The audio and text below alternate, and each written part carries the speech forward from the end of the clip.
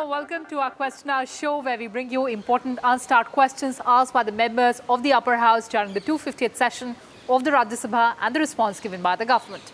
I'm Kriti, Mishra, and joining me is my colleague Rajat, Kain. So Rajat, let's take our viewers through important questions and answers in this edition of Question Hour. And the first question has been asked by member V. Vijayasai Reddy, and this one pertains to the Ministry of Electronics and Information Technology. And Mr. Reddy has asked the government whether it is a fact that, as per the report of Indian Computer Emergency Response Team of the ministry, 35% of cyber attacks on Indian sites are from China. Well, in a fairly elaborate answer, the ministry replied that there have been attempts from time to time to penetrate systems and devices cyber network operating in cyberspace of the country. These attacks include website intrusions, scanning, probing and malicious code, and have been observed to be originating from cyberspace of a number of countries, including the cyberspace of China. The government has taken several measures for preventing unauthorized access to data and enhancing the cybersecurity of information technology infrastructure in the country. Now, these steps include enactment of the Information Technology or the IT Act 2000, which has provisions to deal with such cyber attacks. It has also established National Critical Information Infrastructure Protection Center, that is NCIIPC, for protection of critical information infrastructure in the country as per the provisions of Section 70A of the IT Act 2000.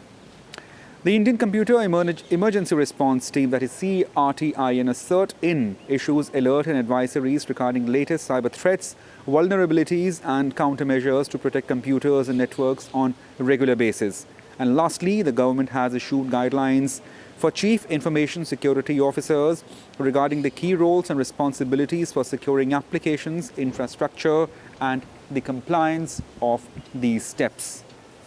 Moving on, the next question was asked by the member Rajkumar Dhoot, and he sought to know from Ministry of Law and Justice whether recently Election Commission has asked voters in the country to verify their voter status online. In the response, the government says that the Election Commission of India has informed it that it has launched electors verification program in the states during the pre-revision period before the actual start of summary revision of the year 2020 to correct and authenticate the demographic details and images of electors in electoral roll by involving the electors and also the political parties. During the program, the electors are given facility to verify their electoral details through voter helpline, mobile app, National Voter Service portal, and also by visiting Common Service Centers and Voter Facilitation Center at Election Registration Officer's desk. The persons with disabilities have been given facility to call voter helpline number, which is 1950, to seek facilitation. Booth level officers have also been directed to visit each of the houses and family to verify and actually authenticate the information and details furnished by the electors about themselves and their families, and also through crowdsourcing, including contact details. As per the data furnished by the Commission, as on 1st of December 2019, about 83% of voters have requested for verification of the status. Let's move on to the next question that has been asked by member Kirodi Lal Meena, and this one pertains to the Ministry of Human Resource Development. And Mr. Meena has asked the government whether it proposes a uniform education system in the country.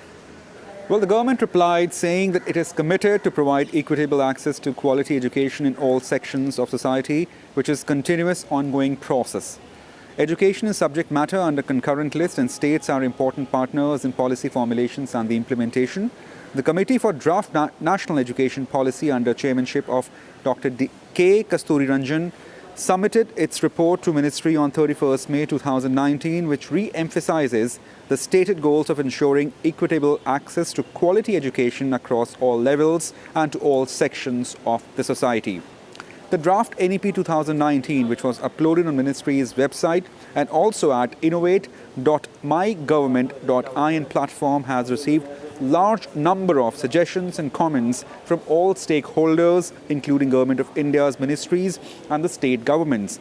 Currently, the process of finalizing the national education policy is ongoing. Moving on to the next question that was asked by member A. Vijayakumar, and he sought to know from the Ministry of Electronics and Information Technology whether the government has developed a supercomputer in country at par with other countries. Well, that's a very interesting question asked by the member, and in the response, the government says that under National Supercomputing Mission, government is building supercomputing systems of various capacities at par with other countries for various academic and research institutions across the country. Now, 3 systems have already been installed at IIT BHU, Varanasi, IIT Kharagpur, and IISER Pune by Centre for Development of Advanced Computing. The government will also hire professionals in addition for utilizing existing experts of the participating organizations. Moving on to the last question that has been asked by member Harnath Singh Yadav, and this one also pertains to the Ministry of Human Resource Development. And Mr. Yadav has asked the government whether it is a fact that there is an increasing tendency to treat Sanskrit, Hindi and other Indian languages disdainfully compared to any other foreign language in the country. Well, in the reply, the government said no. Rather, it's in process of formulating a new national education policy for which detailed consultations have been carried out with various stakeholders. The Committee for the Draft National Education Policy under chairmanship of K. Kasturiranjan submitted its report to the Ministry on 31st May 2019. The draft NEP 2019, which was uploaded on Ministry's website and also at innovate.mygov.in platform, has received large number of suggestions, comments from all stakeholders, including the Government of India's Ministry and also the state government. The draft NEP promotes multilingualism and recommends equal development and promotion of all Indian languages.